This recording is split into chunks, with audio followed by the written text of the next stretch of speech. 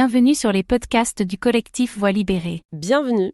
Aujourd'hui, on se penche sur un texte assez marquant du collectif Voix libérée. Oui, Lourdes, novembre 2025.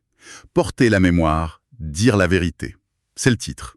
Exactement. C'est un message adressé aux évêques de France juste avant leur conférence à Lourdes. Monseigneur Jordi de Tours est mentionné spécifiquement.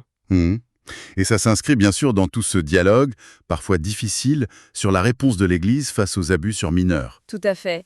Et la source, c'est important de le noter, ce sont des personnes concernées, y compris des victimes de l'abbé Tartu, des petits chanteurs de Touraine. Oui, ce n'est pas un texte de colère pure, mais plutôt un appel fort à la fidélité.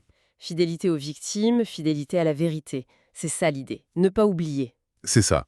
Bon, alors notre objectif, c'est d'explorer un peu les points clés, les demandes de ce collectif. Allons-y.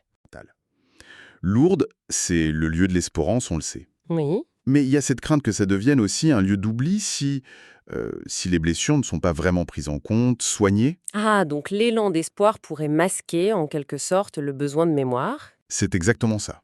La peur que l'espoir serve un peu à refermer la plaie trop vite. La demande centrale, c'est « s'il vous plaît, ne passons pas à autre chose Et le collectif insiste beaucoup là-dessus. La mémoire, ce n'est pas juste de la com', quoi. ». Non, absolument pas. Il cite d'ailleurs l'exemple de la plaque mémoriale à Tours, dans la basilique Saint-Martin. Oui, comme un geste d'humilité nécessaire. Un modèle, en fait. Et nommer le mal, c'est vu comme une étape vraiment essentielle, incontournable. Et ce qui est fascinant aussi, c'est leur inquiétude très concrète pour l'avenir de l'INIR. L'instance nationale indépendante de reconnaissance et de réparation. Précisément. L'organisme qui écoute, qui répare financièrement et symboliquement.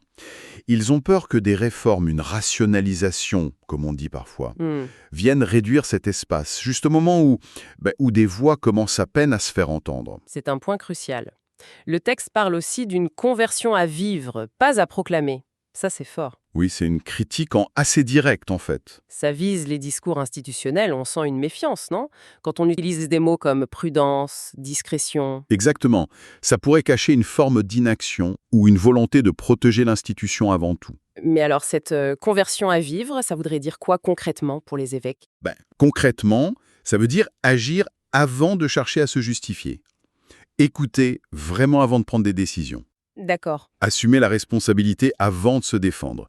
C'est une demande pour que l'Église montre sa conversion par des actes, pas juste par des mots. Et c'est là qu'il place un espoir particulier en Monseigneur Jordi, si je comprends bien. Oui, explicitement. Pour qu'il porte cette voix, cette exigence de cohérence, à Lourdes. Donc, pour résumer les demandes concrètes, préserver les lieux d'écoute comme l'INIR, Oui, multiplier les gestes de mémoire visibles, comme la plaque de Tours, tout à fait, et des paroles publiques fortes qui reconnaissent la faute sans la minimiser. c'est ça. Le collectif Voix libérée, qui est né à Tours, il le dit bien, ce n'est pas la vengeance qu'il cherche. Non. C'est la vérité et un accompagnement réel. Leur message pour Lourdes, ils le qualifient de chant de justice et d'espérance. Oui, c'est une belle formule. Et il lie la crédibilité future de l'Église, sa fraternité même, à cette capacité de dire « nous avons péché ». Pour eux, la foi ne peut vraiment vivre, respirer que dans la vérité. Alors si on devait retenir l'essentiel de tout ça, Je dirais cet appel très fort à ne pas séparer l'espérance de la mémoire douloureuse. les deux vont ensemble. Oui, indissociable. Et que la conversion, elle doit s'ancrer dans le concret, dans des actes, pas seulement dans des discours. C'est exactement ça. Et le texte finit en citant l'évangile de Jean. La vérité vous rendra libre. Jean 8, 32. Voilà. Et ça soulève une question énorme, pas seulement pour l'Église d'ailleurs. Pour toute institution face à son passé difficile, finalement. Oui. Comment on fait pour honorer une vérité qui fait mal, mais qui est nécessaire pour libérer, tout en se tournant vers l'avenir?